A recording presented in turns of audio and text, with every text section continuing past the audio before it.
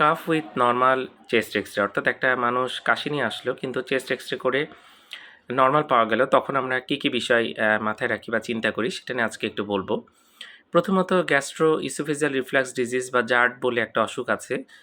Gastro oesophageal reflux disease, এই ক্ষেত্রে কিন্তু কাশি থাকে কিন্তু এক্স-রে নরমাল থাকে। দ্বিতীয়ত যেটা সেটা হচ্ছে ব্রঙ্কিয়াল অ্যাজমা। এখানে কিন্তু কাশি থাকতে পারে কিন্তু এক্স-রে করলে নরমাল পাওয়া যাবে। এক্স-রেতে কিন্তু কোনো চেঞ্জ পাওয়া যাবে না।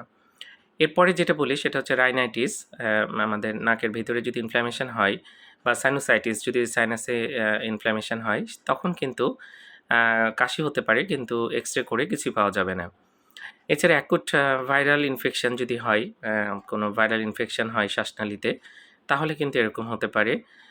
Post viral bronchial hyper reactivity বলে একটা বিষয় আছে, সেখানে কিন্তু এরকম হতে পারে। আবার স্মোকিং যারা করে তাদের ক্ষেত্রে এক ধরনের কাশি হয়, কাফ হয় কিন্তু দেখা যাচ্ছে এক্স-রে করে কিছু পাওয়া যায় না।